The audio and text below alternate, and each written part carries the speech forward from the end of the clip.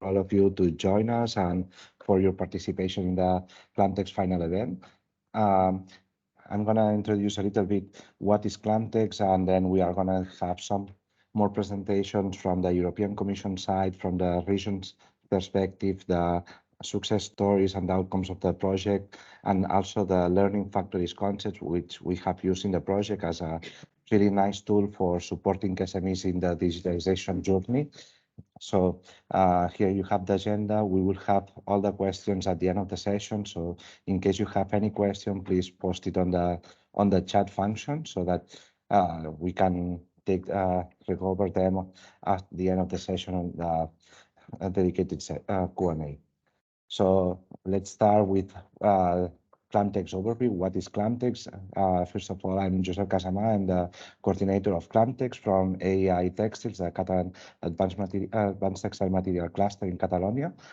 So what is CLAMTEX? CLAMTEX is a partnership that brings together textile sector with advanced manufacturing as a strategic alliance of the two sectors to promote the digitalization of textile, providing user-centered feedback to advanced manufacturing so that we can develop customized solutions for the textile sector with a direct user-producer alliance. And CLAMTEX itself, it bridges those two sectors to foster the modernization and digitalization of the sector through strengthening the clusters involved in those two sectors. CLAMTEX was started in 2020, right before the pandemic, so it was quite well timed in terms of the project for modernizing and implementing digitalization, because many companies had a lot of requests for support on that. So we were building alliances on that. The main objectives of CLAMTEX were as a cluster excellence program was to firstly review the strategies of each cluster towards excellence, also to build a hands-on cross-border collaboration, both within the clusters, so that we could collaborate with textile cluster, advanced manufacturing clusters, but also with our members, so textile SMEs collaborating with advanced manufacturing SMEs, so that they could develop actual innovations and collaborations to promote the digitalization. In order to support these two objectives, we went through a cluster capacity building program, so to strengthen our skills and know-how on how could we build this support mechanism.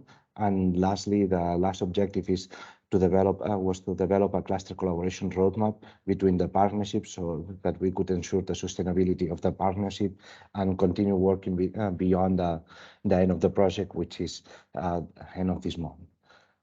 So I'm going to go through the different objectives in short, and then we will have a special best practice session for each of them specifically. In terms of a strategy review, what we did in CLAMTEX was to review all the strategies from the cluster. So we had the CLAMTEX allow us to have time to focus on strategy, time to focus on peer learning, identifying best practices among the different clusters, because we were 5 clusters. So identifying some successful strategy, action plan, activities was really nice to peer learn, identify potential synergies, and this has been going through, and we have developed new roadmaps, new services based on peer learning, some of them on dedicating on strategy, identifying weak points that we needed to overcome. So CLAMTEX has been really great for identifying strategic opportunities for all of the clusters. In terms of collaborations, we organize several activities, but one of the ones that I want to highlight is the CLAMTEX Virtual Marketplace, which was a virtual cluster exchange with great success. So while we only had 11 participants as cluster exchange, we had over 180 participants in the different sessions. The CLAMTEX Virtual Marketplace consisted of 6 half days of thematic activities, mainly webinars dedicated to specific topics in the digital transition for the textile sector, opportunities for funding to leverage, and also the opportunities for B2B meetings among the different SMEs. This was conducted during early 2021, so it was still many countries with restrictions, but even that, it was really successful because we had two SMEs that had started collaborations from the textile with advanced manufacturing, participating in the virtual marketplace with over 160K in approved grants. We also have some other SMEs that are collaborating in an I4MS2 proposal where they want to develop solutions for textile digitalization. We have another proposal that's going to be prepared with some more SMEs involved on the I3 program. So there are many opportunities that are arising from this first seat of the CLAMTEX virtual marketplace, where we put together textile challenges with advanced manufacturing solutions. And many projects are ongoing and arising on the digital transition in the textile manufacturing. This is, from our perspective, a really nice success that has been replicated later on with different activities of CLAMTEX and that later on we will be presenting. Another thing that we have done in CLAMTEX is the capacity building. We went over more than 80 hours of training and coaching for the different clusters participating. This has allowed us to upskill the cluster staff, but also to identify and design new services, new ideas for services that we have been piloting during the different activities of CLAMTEX, and some of them have now been part of the included in the portfolio for some of the clusters. So this capacity building has served us to develop new services to benefit SMEs from our that are at the end of the day our members and the main beneficiaries of the project. Lastly, the last strategic partnership was to develop the cluster collaboration roadmap to strengthen and reinforce the strategic collaboration between textile and advanced manufacturing. We have been working together with several applications. We have signed a MOU to strengthen the collaboration after the project ends. We have some further projects that have been arising from CLAMTEX, like ADMANTEX to I, which is focusing on internationalization with all the partners from CLAMTEX. And we have several more proposals ongoing and being pending on resolution, also to strengthen the collaboration and including core members in there. Some of the outcomes of the CLAMTEX that I want to highlight is, for instance, in our case, in AEI Textiles, a new service called La Ruta, which is the roadmap towards the green and digital transition that was ideated within the capacity building, then co-created with our members with different tools that we learn on the capacity building, with a new funding model as a paid service within the cluster. And where we have been using different tools learning in CLAMTEX and benefiting the members. So that's one example of new service created. Also, another service created was a learning expedition to Portugal, so where we collaborated between AEI Textiles and the Portuguese textile cluster and CITEF, and the focus was to visit different textile companies that had implemented high-end digitalization technologies in their manufacturing. While the participants were not competitors, it was a really good experience for inspiration to identify new technologies, see how technologies are bring to life in other sectors, in other companies. And from our perspective, in terms of our members that participated, we're really happy. Also, it was really fruitful experience for the Portuguese textile cluster. So this is some experience that we want to replicate in the future with different clusters in CLAMTEX and beyond. So these are some of the examples that we have. And then, as just to wrap up a little bit, the first introduction of CLAMTEX.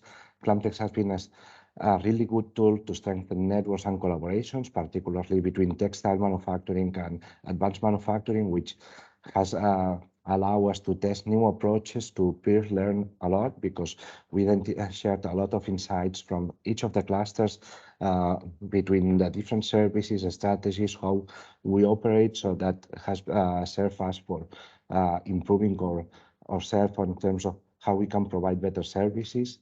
we have identified new services that we have been testing and developing and incorporating into our portfolio. And lastly, CLAMTEX has been a strong added value for the clusters that participated, and also some others that have participated indirectly through the different activities of CLAMTEX. And with that said, I would like to thank you all for your attention. And now our colleague Joao is going to introduce our next speakers. And thank you for your time.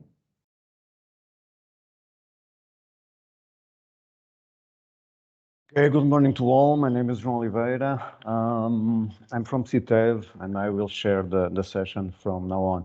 So we'll begin our set of presentations. Please make your questions in the chat so we can address them at the end, at the Q&A part of the webinar. Turn off your cameras and microphones, and I'm going now to introduce our first speaker, Peter Zaga. Peter Zaga is a policy officer for cluster internationalization, DG Grow.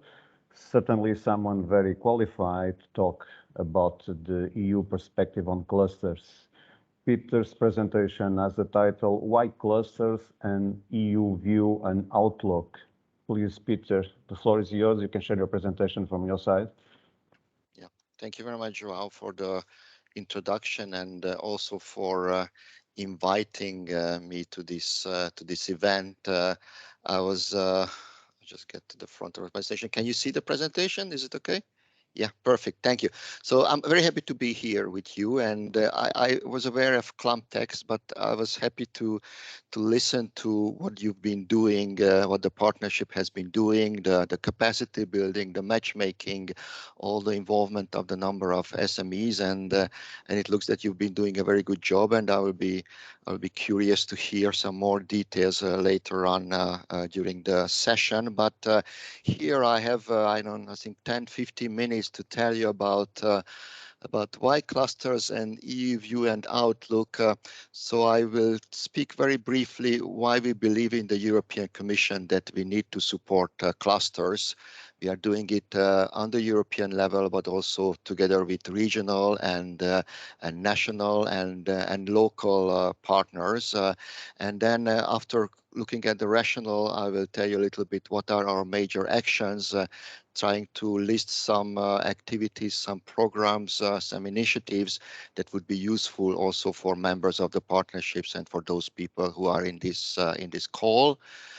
So to start with, I just wanted to say that the basic starting point, the foundation of our work is an understanding that clustering, the fact that actors are organizing themselves in clusters is a very useful and a very positive phenomenon. Clusters are good for the economy. Clusters are good for businesses. We know that around 3,000 clusters exist in Europe, and their members employ around 50 million people, which is almost every fourth job in Europe, around 23% of the total employment. And we have a very strong evidence that actually clusters work very well. Companies that are members of clusters are more profitable, more innovative, and create more quality employment than those companies or those actors that are functioning on their own. We also have evidence recently from the European cluster panorama that regions where clustering is a very common and important phenomenon, those regions are actually doing better. They are more innovative regions. They have a better economic performance. They have higher employment rate, and so on and so forth. So there's a very clear evidence that clusters are positive. They are good for economic performance, but we also believe that clusters are important for achieving our policy objectives. We in the European Commission, but also national governments, local governments, they have a vision how we imagine the economies, the industries of the future. So we want to work with all kind of actors, companies, to deliver this vision, to facilitate the road to this vision. And we believe that clusters are very important intermediaries in working on our policy objectives. Here on this slide, you see on the left that we have an EU industrial policy strategy. We are working on the COVID recovery. Another important priority is to mitigate the economic impacts of the war in Ukraine. So this translates into a number of actions which are, strengthening the resilience of the single market, accelerating the twin green and digital transitions, and analyzing and addressing strategic dependencies. And we believe that clusters are very useful in all these objectives. Clusters, they are already based on a well-established network of collaboration between various actors. Clusters, they are connected to the local regional ecosystem. So we are very keen to leverage clusters to achieve all these policy objectives. So what do we concretely do about? What are our main initiatives that we are working on right now? First of all, we are giving direct funding, direct support for cluster organizations. Up to now, we have 4 different supporting programs. One of them helping clusters to go international. The other one is the Cluster Excellence Program that you are familiar with. Then we supported clusters in the area of smart specialization and also in innovation. And now we are doing a bit of a streamlining of our support network, of our support, and we are moving into one big program, which is called the Joint Cluster Initiatives, or we also call it the Euro clusters. And we released a call for expression of interest to participate in the Euro clusters. We have 42 million euros to distribute for 30 Euro cluster partnerships, and these new cluster partnerships were selected, and they will start operating from September. We are asking a lot from them. You see on this side what we want them to do, to work in networks, to go international, to do trainings, to work on innovation, to work directly with SMEs. So we have 30 good clustered partnerships that will start operating.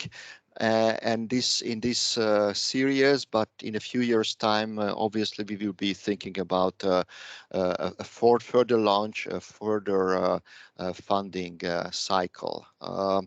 Also, I want to draw the attention on the European Cluster Collaboration Platform, which we operate as a kind of a one-stop shop. It gathers all the services that we are offering for clusters. We have, for example, a cluster mapping tool. We have dedicated web page to cluster partnerships. We have a forum. Here you find information about various events, webinars, matchmakings that we are organizing. So I suggest everybody to visit this website regularly, and you can register your cluster, you can register your organization, and then you will become visible for the rest of the network, for the rest of the community, so they can contact you, or you can contact others for networking, for matchmaking.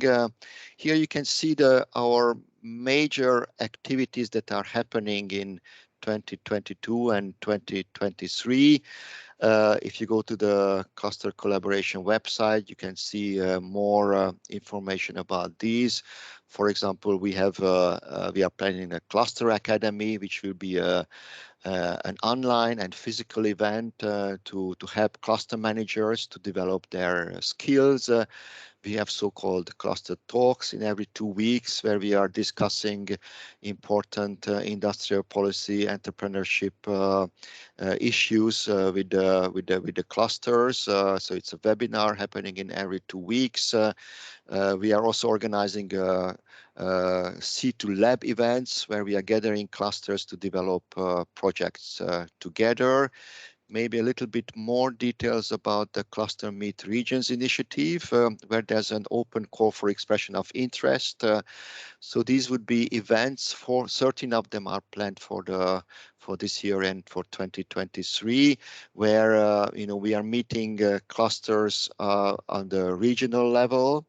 So any clusters and regional agencies for economic development and business network groups, they can apply to host such an event, and the deadline is for application is the end of July. Also, I would like to draw your attention on a number of matchmaking events that we are, international matchmaking events that we are organizing for the rest of the year and for early 2023. For example, we shall have a physical matchmaking in Singapore, and here there's a call for application that is open. Also, we are planning other matchmakings with Taiwan, Canada, Korea, Latin America, and the US. So these are either online, or if they are physical. If they are physical, we are providing some funding for clusters to travel and participate, to look for partners to open up to third country markets. Another important resource that I suggest that you can check out is the European Cluster Panorama that dates from 2021. Here you can have a very detailed analytical picture of how clusters are functioning in different regions. You know, you can explore these clusters by the type of the actor, by the type of the industry, by region, by policy. So it gives a very good, very detailed overview of the cluster landscape in Europe. Another instrument that I would like to recommend for use, it's more for governments, not that much for clusters, is the EU Cluster Policy Toolkit, which is a database of around 200 practices from different EU countries. These practices, these good practices, can be researched, you know, according to their geography, thematic priority, strategic challenge. So, you know, governments, regional or local, if they are looking to develop cluster support tools or cluster support programs, they can get inspirations from these number of good practices that are available there on the toolkit. An important event that is coming up that you know, I would suggest that you consider for attending is the European Cluster Conference that will take place in September in Prague. It will be a physical event, you know, after a number of years of a lot of online and web events. We are moving back to physical. So this will be a 2-day event where we expect around 500 participants to come to Prague. Most of them are clusters, but also governments who are government representatives who are working on cluster policies. So there will be the core event with a number of panel speakers. And also a number of breakout sessions, and I think these breakout sessions that you see on the slide here kind of tells us where we believe that that clusters can play or have to play an important role in the coming years. So we're going to talk about upskilling and reskilling and retaining talent in EU industry. We believe that, and we know that a lot of clusters are offering important services in this area. Then another breakout session on internationalization, you know, going beyond Europe, where we believe clusters can help SMEs to do this journey that otherwise is very difficult for them.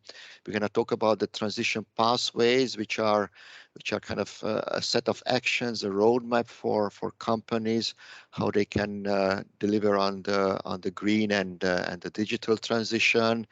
We talk about the issue of supply chains, which has been a hot topic, you know, during COVID, and also now with the war in Ukraine. We see disruptions in supply chains, and we believe that clusters, they are very well capable of helping to rebuild, to reestablish supply chains and value chains that been suffering in the last few years. Then we're going to talk about regional economic and industrial developments, and you know, how clusters can cooperate also between different industrial ecosystems. So the application is open for this event, and I suggest that you check out and you look for possible participation. And I also want to tell you a little bit about you know, the way we see and the way we are trying to facilitate you know, the EU clusters working on the economic impacts of the war in Ukraine. This is a really big priority for us in the European Commission.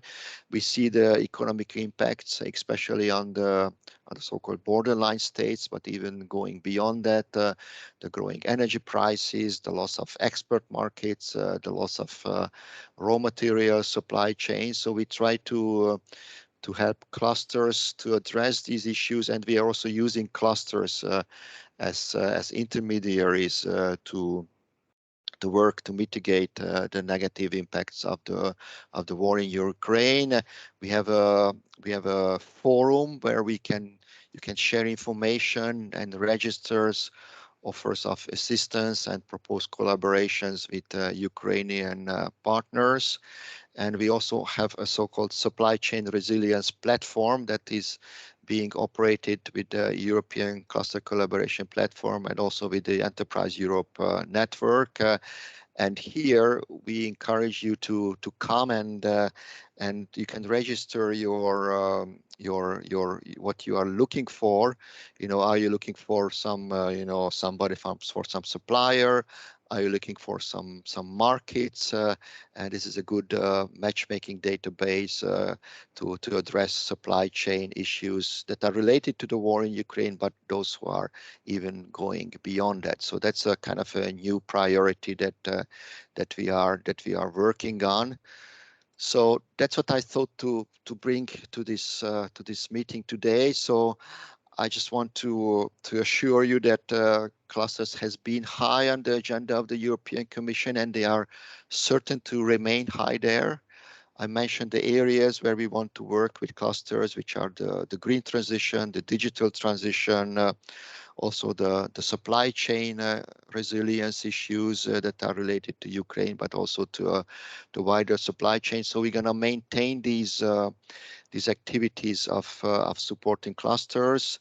The Euro clusters program just started, but if you are if somebody is participating in this, then I hope to see you in the collaboration. If not, maybe in a few years we're gonna meet in the new edition of these Euro clusters. And please visit the website, ACCP website, where you can sign up and explore all the other programs that we are offering for clusters, for networking, for capacity building, for helping the work of cluster managers, and also helping the work of policymakers who are working on cluster policy. So that's it from my side. Thank you. Okay, thank you very much, Peter, for your excellent presentation. I see someone with the hand raised. Please make your questions in the chat so we can address them at the end. We are going to the second speaker, and which is Emma Vendrell.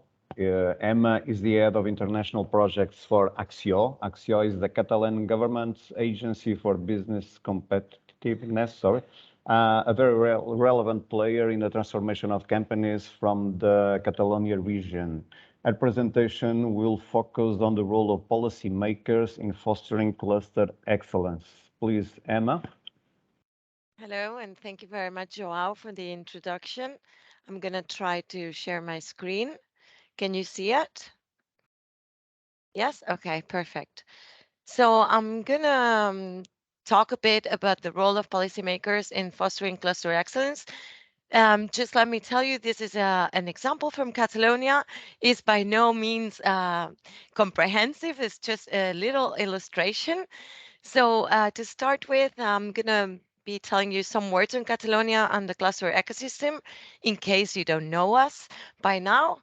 But Catalonia, as you can see here, has a population of 7.7 million people, and a GDP last year was 244 billion euros, which is a bit more than Romania and a bit less than Finland. Our industry accounts for 20%, a bit more than 20% of our GDP. We have a very diversified economy, and no industry accounts for over 16%. The main industries that we have are chemicals and plastics, food and drinks, automotive, and metallurgy. Just to give you a snapshot on Catalonia, since we have a very diversified economy, and I don't know why my presentation is not moving. Okay. Um, our productive fabric is very concentrated in clusters. We have been working with clusters for a long time now. Actually, this year is our 30th anniversary. And since our economy is mainly composed of SMEs, clusters, as Peter was saying, are a very good tool to allow economies of scale in order to understand better the strategic challenges and work with endogenous assets and using lean resources. So for us, it's been a very strategic policy for the last 30 years, and we hope to continue for 30 more. Our strategy, we have excellence at the core, and this has been so since 2008, when the Commission issued the first and last communication on clusters. And it revolves around 4 pillars. We have a cluster program since 2013, and this program aims to a bit streamline the work in clusters in Catalonia. We also have a very strong pillar on international connections. We want to foster those connections and link our clusters internationally. We also focus very much on content. For us, a strategic change is also at the core of our work. It's been like this for the 30 past years, yes. And we also work on different topics depending on the moment. And last but not least, evaluation and visibility is also a key to our policy, because we believe it's important to keep track of the work that we do in order to improve, and also be able to communicate what we do to others in order to learn together. So this was for our some words on our strategy. Currently, our program has 25 clusters, gathering over 2,300 members, with an aggregate turnover of over 69,000 million euros. And as you can see here, our clusters are covering diverse areas, diverse topics. We have clusters in food, we have clusters in the sector of energy. Also, we have clusters on manufacturing and technology, health clusters, design-based clusters such as fashion or the leather cluster. Also, experience-based clusters like the kids cluster or the sports cluster. And also we have mobility clusters, so that you can have a bit of an idea what we are working with. Here you have our average cluster would have around 100 members and would be around 10 years old. And the team would be more or less 4 FTE. This is only average. As you can see, there's looking at the different quadrants, you can see different clusters located there. Our biggest clusters, more or less, right now has over 200 members, and it would be the beauty cluster. The oldest cluster on the top left would be FEMAC, which is on agricultural production means. And our smallest cluster right now would be the leather cluster, just to state some facts.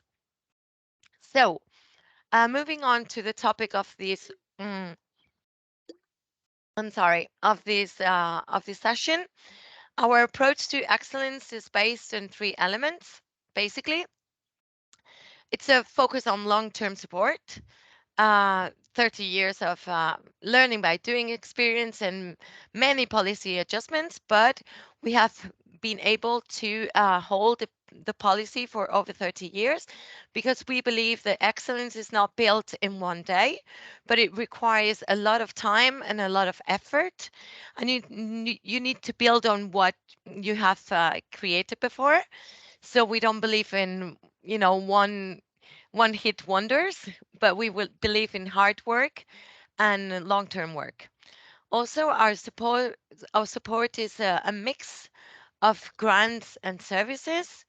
As you can see, we have a lean budget. Last year was 2.6 million euros, and it was divided into structural funding that supports the cluster's day-to-day development. So we co-finance some of their activities in their annual plan, not all of them, because as you can see, we have a very lean budget. And this it's about 27% of the 2,600,000. And the rest, which is the big chunk of money, was devoted to projects. On the one hand, we have close to 42% of this budget was devoted to competitive reinforcement projects, meaning we want to reinforce the competitiveness of our clusters. And a little smaller percentage was devoted to innovation and development projects, around 31%. And we also, not only we provide some funding, but we also provide them with services. And namely, we have a capacity building program that changes yearly, and I will be developing a bit more later on.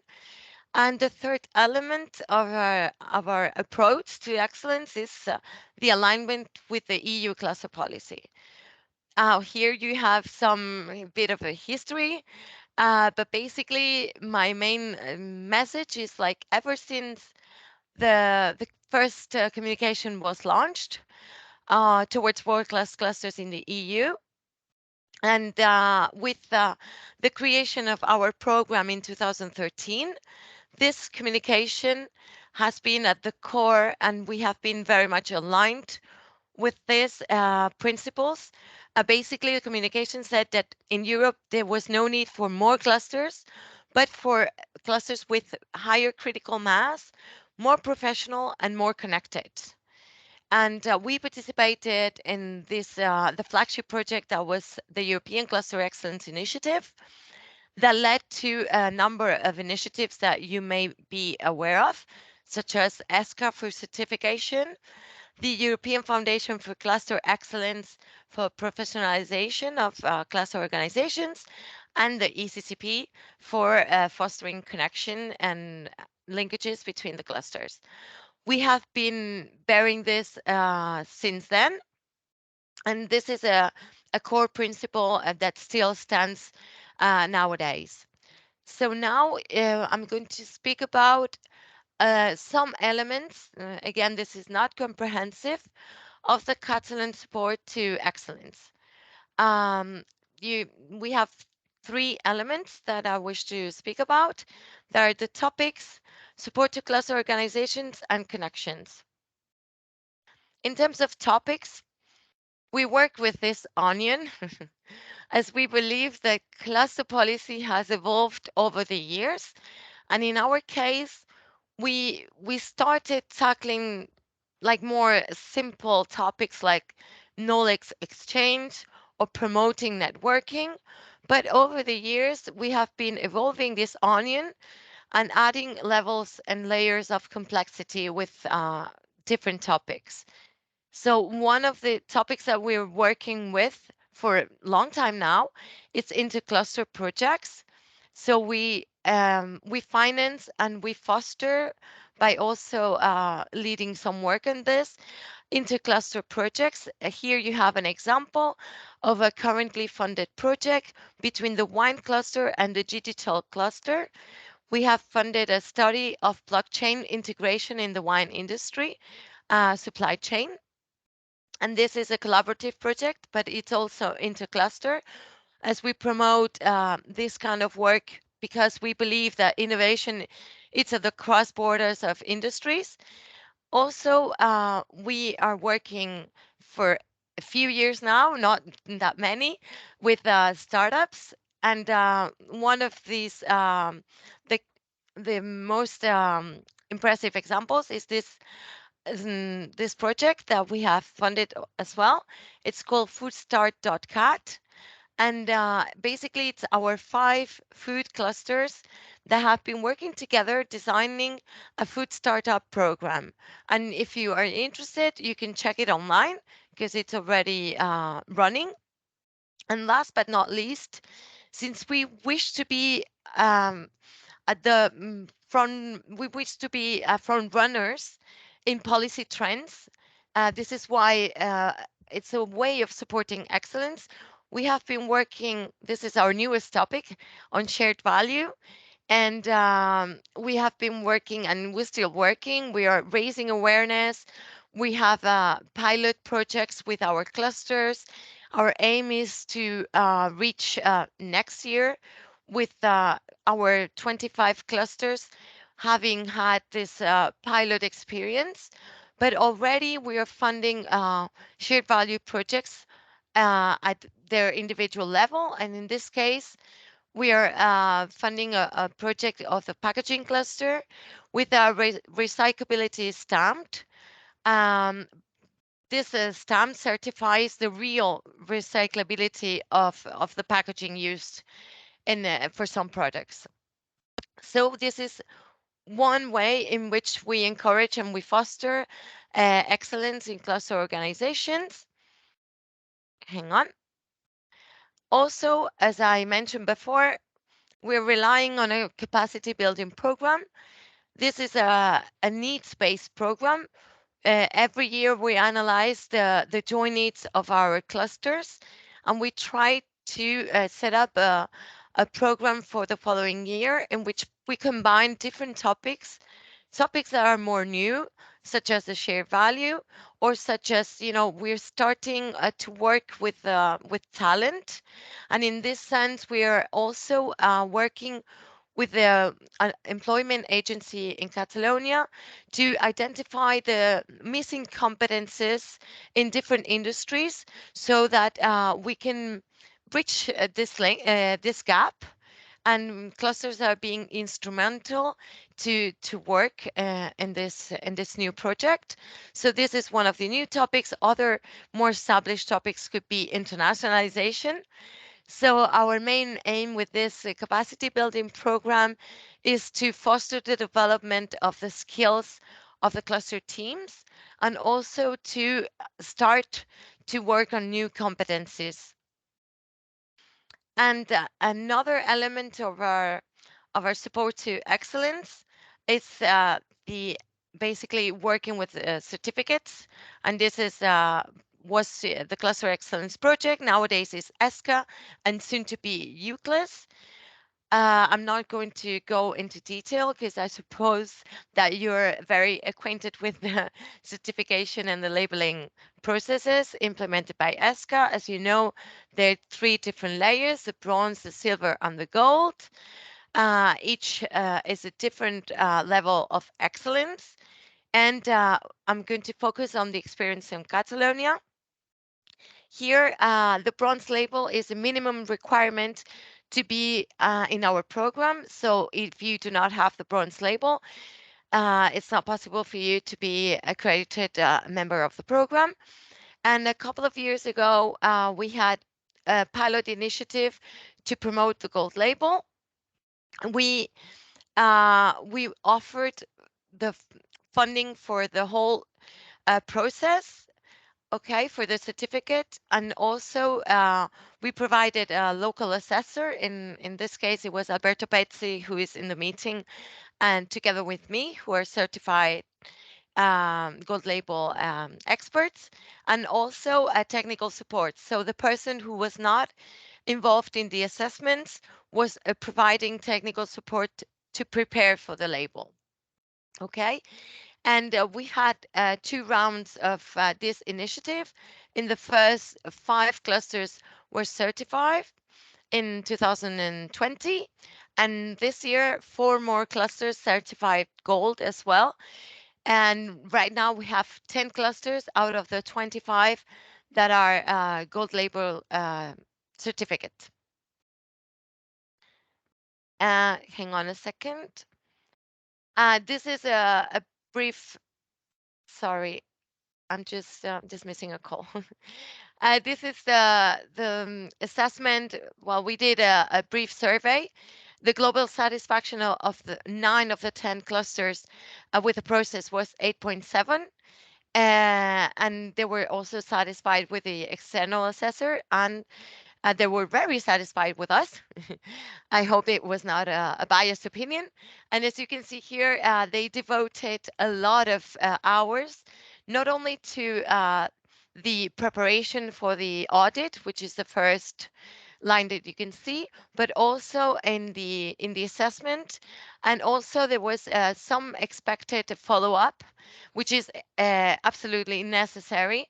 Not only it's important to get certified, but also it's important to follow up and implement improvements afterwards, because then the certification has a lot more value. And last but not least, we promote connections. Why? Because as the communication in 2008 stressed, it's not only having clusters of more critical mass and more professional, but more internationally connected. So this is one of the actions that we promote, which is called International Intercluster. You can see this is not comprehensive, but this is some of the events that we have organized. It's a 2-day event that we organize with another cluster ecosystem. We have organized it with different regions and countries, and it's been proven to be working to promote not only the ecosystems to know each other, but to promote bilateral projects and sustainable collaborations. And last slide would be our also our commitment to being part of networks. Not only the clusters are part of the ECCP, but we are also part in the terms of being the Catalonia Cluster Program. And we are also part of the TCI network and the 4 Motors for Europe to promote these further linkages of our clusters to the world. And sorry, I went a bit over time. I hope it was interesting and I hope I wasn't too fast, but I wanted to communicate a lot of information. Thank you very much. Okay, Emma, thank you very much. It was very interesting, and regarding the time, no worries about that. So now we are moving on, and we have 4 speakers in a row, all of them from the CLAMTEX partnership.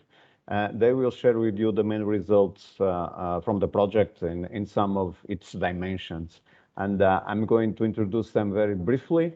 They are Luisa Buzuba from AMC2, Ana Ribeiro from CITEV, Maria João Samúdio from Prototech, and Julia Verscher from ATEVO. I'm going to share the presentation. Just a moment.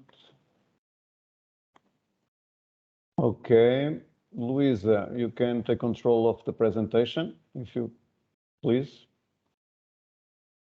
Yeah, is it working? Okay. You can start. Just yeah, so well, it's not changing. Oh yeah, sorry. Good morning, everybody. Luisa Buzuba from EMC2 cluster in France. Today I'm here to speak and present for you all learning regarding specifically the cluster benchmarking activities we have been developed within CLAMTEX. So for us, it was one of the structuring activities to collaboratively work on cluster benchmarking and review of the strategy toward excellence. What we wanted was really to have a mutual understanding of the cluster internal practices in order to identify what was working well, what was working maybe less well, but exchange peer-to-peer advice and support the adjustment of individual cluster strategy. All that also to support the capacity building activities that we wanted to implement within the project to improve our cluster excellence. So to do so, we use different tools. The first one were the collaborative workshop. At the beginning of the project, we developed 5 collective sessions of minimum 2 hours. And we insist on this element because indeed you need time, and we really discovered that it's important to put the basis, a strong basis, to take time to enter into detail and discuss the strategy, to have really time to question each other and interrogate the practice that the cluster had. And this is what allowed us to structure the peer learning and identify also potential synergies that were used also to structure the following activities within the project. Another tool we used to foster cluster benchmarking was, sorry, I'm trying to change the slide. Okay, was the self-assessment tool. So we developed our own specific version structure in 3 parts, where each of the cluster shared information about the cluster. So the first part was about the framework and strategy of the cluster, really presenting the mission, the vision, the goals, the strategic line, structuring project we all had. The second part was focusing on the goal level criteria, where we discussed the 31 indicators in order to identify possible difficulties or doubt regarding how to prepare them, and sharing advice once again between cluster to see how to prepare and what could be the way to address each of the indicators. And the third part was really related to activities and services of the cluster.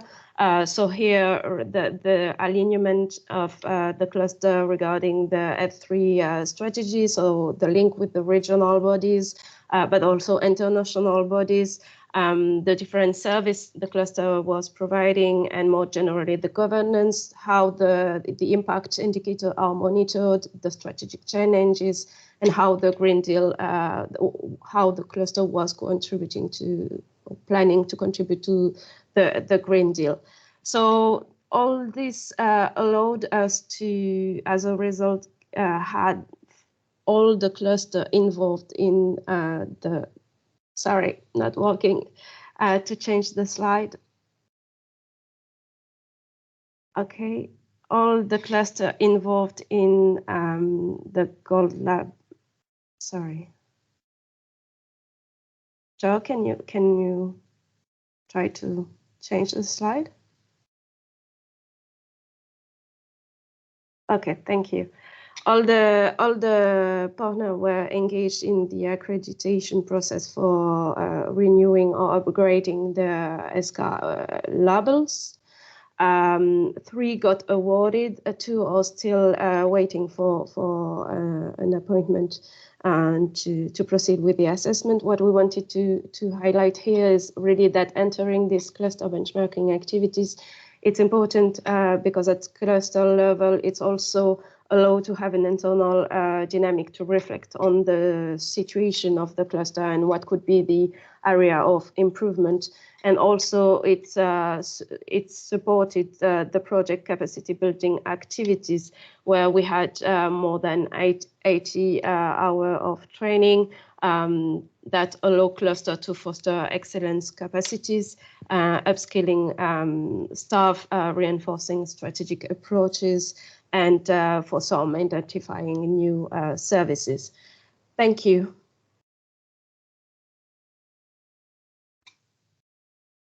That's all for me. Thank you very much. Okay. Hello, I will continue with further outcomes from this project. So my name is Ana Ribeiro. I'm from the Portuguese Textile Cluster, which is under CTEV structure. And I will go further on the project achievements and on the results. Let me just see if I can move my slides. So I will talk a little bit about the joint collaboration activities. And I will take, not working as well. Let me see if I can manage. Okay, No. Okay. And I will take this excellent presentation from my previous colleague, Luisa, just to introduce how we build this joint activities among ourselves and also how we develop the new services that we are now deploying and to our members. So this was really a very relevant and powerful tool, these benchmarking activities. And at the very beginning of the project, we end up with a baseline of ourselves, and we end up with a common strategy among ourselves. And most of all, we learn a lot from sharing experience, from the capacity building programs that also came out of this benchmarking and this brainstorming that we have done at the very beginning of the CLAMTEX journey. And I would say that the major outcomes from this project, at least from our perspective, were not only our capacity building as cluster managers and how we better implement our activities in order to promote competitiveness and innovation to our members, but also we developed new services and we developed new opportunities to our members as well for them to cooperate with others. And Joseph just presents some outcomes at the very beginning of this final event, that we end up with several collaborations among our members in order and towards this digital and also green transition. So during this CLAMTEX journey, we were very focused on this cross-sectoral collaboration at the very beginning of the project, on be better on cluster management, so cluster excellence towards the labeling as well. Also, we identify our skills, what we are doing better and what we need to improve. And also the pandemic brings us a different scenario that we also need to improve this virtual communication and this virtual interaction. Who is moving my presentation? Okay. And this peer learning and of course, what we would like to end up is with new channel customized support services to our members and with a joint strategy that will support us and as a partnership beyond the end of the project. And also for industry and for our members, and this is very pretty much focused on SMEs and on industry. Our mind was really aligned with this cross-sectoral cooperation because more and more we need to have these different sectors building up something in order to address digital and green transition and also to address these new challenges that are coming every day and entering into our lives. We want to promote these large collaborative projects cooperation. We want to be, as clusters, a real innovation enabler and accelerator, and also to better look to this global value chains, to these international markets, and also to provide some support to our companies in that sense. And after a strong learning from this journey and a strong interactions among us, we end up, and I would say that this slide is not well. It's a little bit overlapping the services that I want to share with you, but I will go through them. So we end up with 5 new or upgrade pilot services to deploy to our companies and to our members. And those 5 services were a cluster hub, which is a platform that we set up in different dimensions, but with the main goal of sharing information, of putting our members communicating with each other, of promoting some collaboration and projects. The learning visits, and we already heard about that. So the learning visits are a very powerful tool in order to do this matchmaking among our members, in order to increase our capacities, our skills, not only as clusters managers, but also to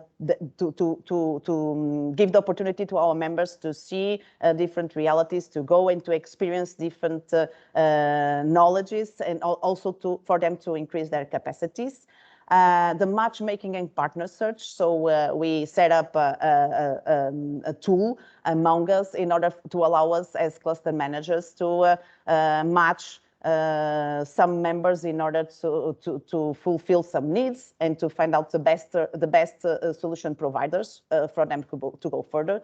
The Solutions Days, which is a service that intends to open the door of the industry in order to someone to show what they have been doing, to show their needs, and then to open the doors to different suppliers or partners that can go further with them on tackle several challenges.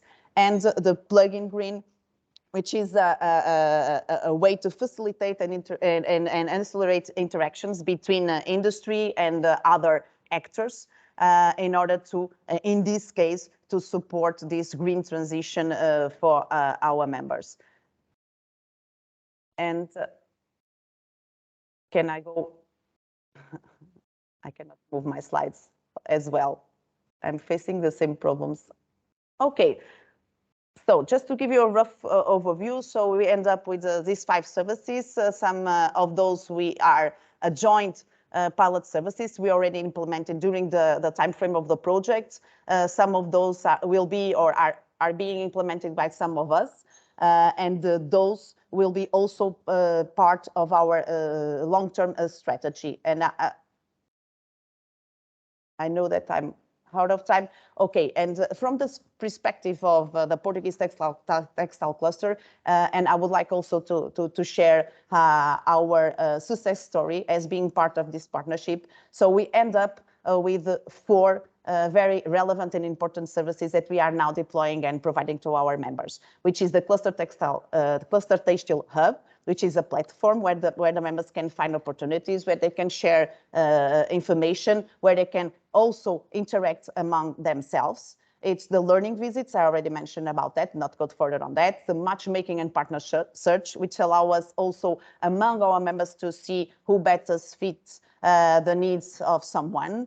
And the 15 for All, which is a webinar that occurs each 15 days, and that allow us to share with our members opportunities, knowledge, also the services and the opportunities that are under the several projects that we do have running nowadays. And just to finish and coming back to the first presentation of today, after the CLAMTEX overview, why clusters? Yes, clusters are really a relevant tool because they are really strong ecosystems that allow us to providing this nice arena to promote innovation, to promote competitiveness, and also they bring together, clusters bring together different actors of the value chains. So we do have industry, small and large companies, but we also have the scientific side of this arena.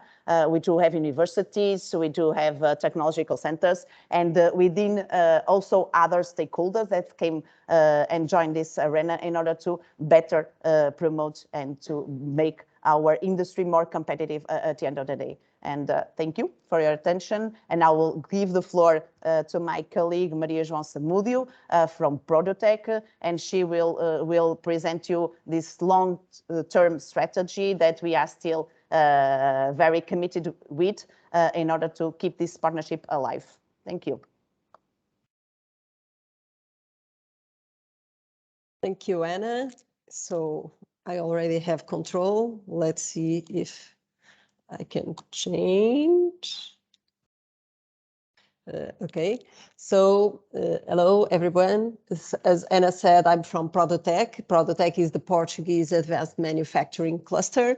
We are partners of this Cluster and for Excellence project, and we are in charge of coordinating this task for the joint strategy.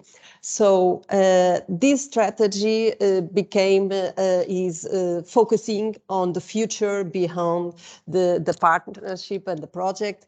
As you could see from all these examples, and we will still have another example from Julia, we were working really well, and the idea is to see what we can do together after the end of the project, as we see many benefits, not only for us clusters and managers, but also to our members that were engaged in different activities and had benefited from them. And João, can you help me? Okay, so the partnership strategy. We wanted to co-define the strategy for the next 5 years after this project ends, and to already define a roadmap of joint actions that we could do together. We built this partnership strategy on smart specialization strategies, cross-sectoral value chain opportunities, and strategic cooperation between all the entities and the opportunities we could share between us. So aiming at furthering our learning and our joint initiatives for our benefit and the benefit of our members. No, still needs João's help. Thank you. So how was the process? So we did this on a very co-creation, collaborative work. This was, let's call it a pandemic project. We ran almost the entire project within the pandemic. So we were quite fund users of the Miro board platform. And we organized our sessions like this. We had a first session with the aim of defining our core purpose, the vision, the strategic areas where we wanted to operate. So we had many questions that we wanted answered. And then again, what we would do to integrate and to operate these activities that we wanted to do. So to manage and to build on the roadmap for the future. Yes, one back. Okay, so again, this is just some snapshots of our Miro board. We were, as I already said, we are almost shareholders of Miro board as we used it so much. So as you could see, we prepared different opportunities for all of us to cooperate in different sessions. And with this, we defined, João? I'm sorry.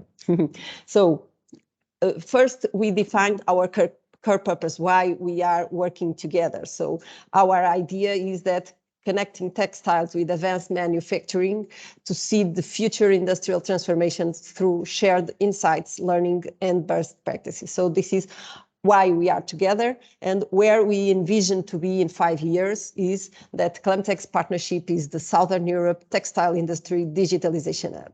So these are our two, let's say, mottos. And then we defined the strategic areas we believe we should be working on. Of course, connecting our ecosystems, people and manufacturing. So the upskilling, reskilling, and the lack of people that we need to bring to industry, it's a topic for all of us.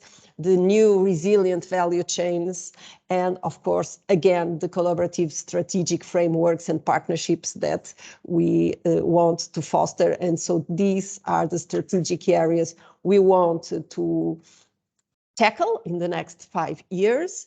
And to do so, we defined our roadmap that here it's in a very visual way. So on the 4 areas and by themes, because we defined that within all these strategic areas, we would like to focus on sustainability and circular economy and digitalization and industry 4.0 as the topics, and of course some transversal and cross-thematic initiatives. So for each one of these areas, we defined the actions we wanted to implement, the instruments, and the time frame to implement this after the end of the project. So Again, thank you so much for your time. This was a very brief overview of what is our joint strategy. For sure, you will be hearing from us in the future. Now I will pass the floor to my colleague Julia, that will talk about the cluster exchange pilot. Thanks, Maria. Hello, good morning. I'm Julia Bercher from Ateval. Ateval is the textile cluster of the Valencian region. We are the responsibles of the cluster exchange pilot to implement it. And the aim of this cluster exchange was to develop experiences and to strengthen the relations among textile and advanced manufacturing. We consider that these activities had an important impact on the skills of the participants, SMEs, clusters, and also research centers. The first activity was developed under the pandemic, and it was developed along 6 weeks. And in this case, it was a huge effort to engage relevant speakers and companies to participate directly and provide needs and show the last updates of each of the thematic challenges proposed. One day was the integrated digital solutions in the processes or in the robotics or the virtual aspects in the sectors, in the textile sectors. But we consider it was a huge success because we have near 200 participants registered in the B2Match platform. So it was an interesting experience for all of us. The second one was the training that we developed at DCC in Aachen, and the aim was to train the participants in the basics of the digitalization in the textile sector. And some conclusions and best practices that we can explain here is that to motivate, engage the companies, the program has to be very strong and to offer value and interesting learnings. And also in CLAMTEX, we think we have established these synergies with strategic events and training, and it has been important to engage the companies and also to boost the digitalization in the textile sector. And other conclusions about the cluster exchange IT tool. The problem was that it's very complex and bureaucratic. We have to dedicate a huge effort to support all the participants, guiding them step by step to register in the IT tool. We have also problems with the signature procedures, and I think it's something that it will perfect to improve for next calls. And that's all from my side. Thank you very much for your time.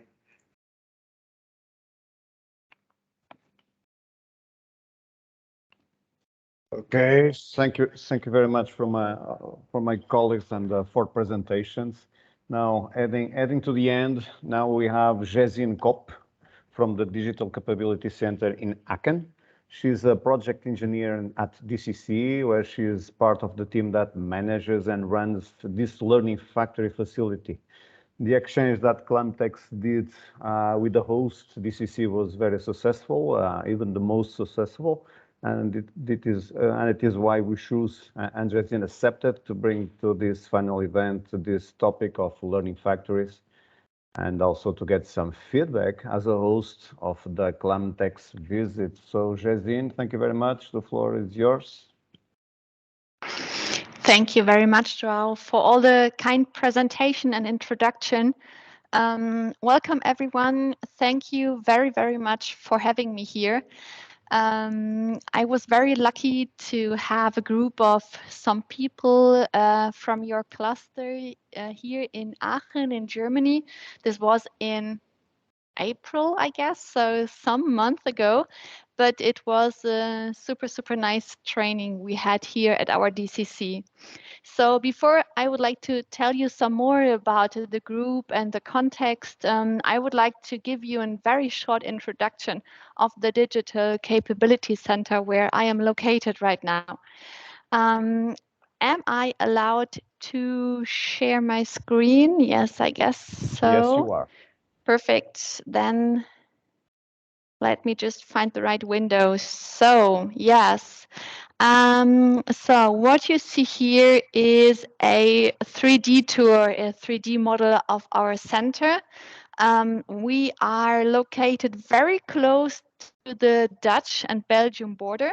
So this is our building here on the right side. And here behind the houses, there is Netherlands. And just behind me on the other side of Aachen, only 3 to 5 kilometers away, there is Belgium. So we are in a very international area here, and this is where the Digital Capability Center is located. So the word capacity building I have heard today sometimes, but now we are looking on capability building. In our center, we provide digital trainings and services mostly to textile industry, but not only. So what we do is we at ETA Academy, we provide training services, consultancy services, training workshops, and whatever regarding the so-called digital transformation, which you are definitely aware of. How do we do this? We use a real textile facility. This is a real textile shop floor with real machinery. And on this workshop, we provide digital solutions. So let me just jump on the first floor that you have a better overview on what we're doing here. Here in our shop floor, we act like, or we demonstrate a textile facility, a textile factory, and we produce a textile product here. And on each of these machinery, we have successfully implemented digital solutions around the topics of condition monitoring, data analytics, artificial intelligence for quality inspection, but also automation, robotics, an AGV, and an adaptive workspace for ergonomics and digital trainings in production. And during the visits of the cluster, we had certain training amount. So what we do, we had a 2.5 day training. We visited also the Aachen Institute, but this was beside of our training. And in this training, we did a lot of workshops regarding the lean manufacturing, the options of digitization. We had group trainings in our meeting room. We had workshop scenarios where the groups were interacting with each other. They had to develop their own digital capabilities, and I expect they have opened their mindset on digital solutions and what could be a benefit of digital production. So, and yes, here at the DCC, let me jump into the shop floor so that you get a better understanding on how our factory works. As I mentioned before, we have a full textile shop floor from warping to weaving. Here you see our narrow loom. Then we also have facilities around thermosetting, coating. Then we also have a printer here for surface printing. And then finally, we have an assembly and cutting station here where we assemble and sew our wristband. And the workshop or the group was deviated into 5 groups. on one training, and then we ran through the shop floor and yeah, worked on each of these stations. And yeah, it was a really, really nice exchange with the whole group. We had a lot of interactions with our employees, with all of our scientists and engineers around digitization. And yeah, it was very, very fun time. We also learned a lot from the group, and it was very, very good to enlarge our own network and to yeah, to make our digital capabilities more public to your cluster members. So we were very, very glad to have you here in Aachen. Thank you very much for this. Thank you very much, Jezin, and for the virtual tour of the DCC facility. It was very nice. It was for me and certainly for everyone else. So we go to the Q&A part of the webinar, and I have here 3 questions, and the first one is for Emma. Can you explain a little bit more the follow-up after labeling assessment? Yes, of course. The basic idea is not to leave the certification and the report on a shelf, but to have a proper analysis of the recommendations, gathering the cluster management team and also ideally the board.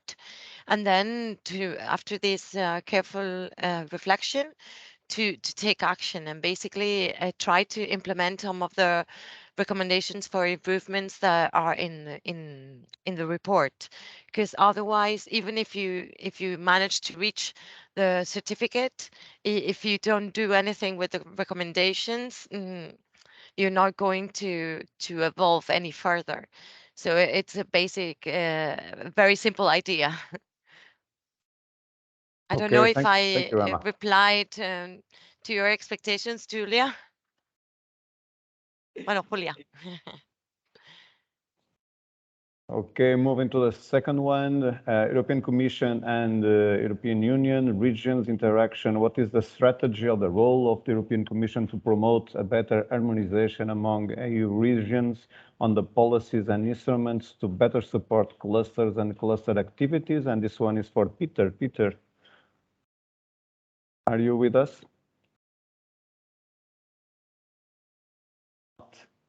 Okay, moving to the third one. It's also for Emma. Further on the question written by Julia, I would like to know what the best practices and the steps towards the gold label in cluster excellence. I'm not sure I quite understood the question. So maybe Mariana, I think it was the person that asked the question. Maybe she could elaborate a bit more. The best practices in what sense? Is Mariana in the... Ah, yeah. Hi, Mariana.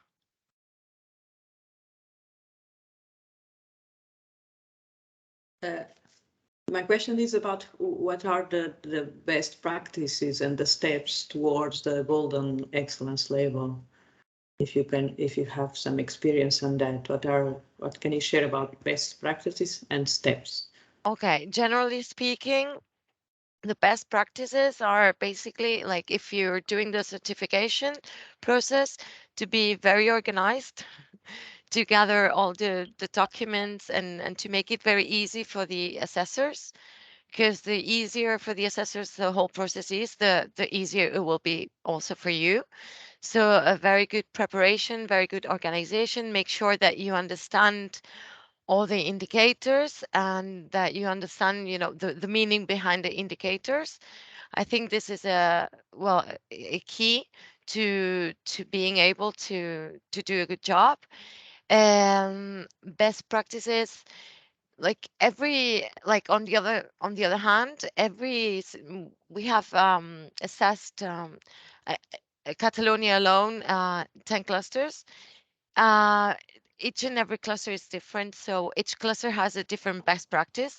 Generally speaking, for the Catalan ones, they have a very solid financial model, globally speaking, and this would be a best practice. So if you ever need some ideas or some insight on financing models, maybe it would be a good idea to contact a Catalan cluster. But I'm sure other clusters, I think if I don't recall, if I'm not mistaken, Nordic clusters had a very good reputation in terms of like communicating the results. So they were very good in the success stories and in being able to communicate their work. Yes, I hope this brings a bit of light. Okay, thank you, Emma. And Jazine, I have one last question for you. Probably I can skip reading it. Yes, thank you. I just needed to read it. Yes, it was asked if the digital solutions are applied also to other industries than textile. Yes, definitely. Textile is just my personal background, but a lot of our employees are not based on textile. So we have a lot of clients from metal processing, chemicals, pharmacy, but also communication, television, and so on. So what we demonstrate just are production machinery. It all belongs to data handling. So wherever you generate data, wherever you bring data into a process, we can apply digital solutions around analytics, for example.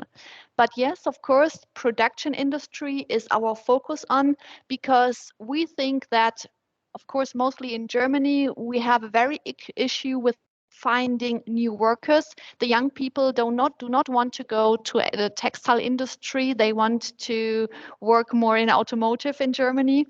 So we really have to, how to say, we have to collect the knowledge and the capability of the skilled workers. And this is what we try to, not to replace, but to adapt by digital solutions, or to assist, let me say it like this. Okay, Jazine, great answer. Thank you very much. So my role here ends now, and I will give the floor to Josep. Go ahead, Josep. Thank you very much. And I would like to thank you all for joining the final conference of CLAMTEX virtually.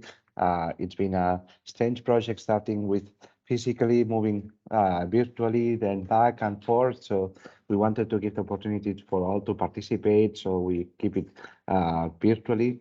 I would like to thank especially all the speakers for their representations and the really interesting topics that they have presented. And I would like to thank all the CLAMTEX partners for their great effort during the past 2.5 years, and all of you for joining the session. And with that said, have a nice rest of the afternoon, and thank you all.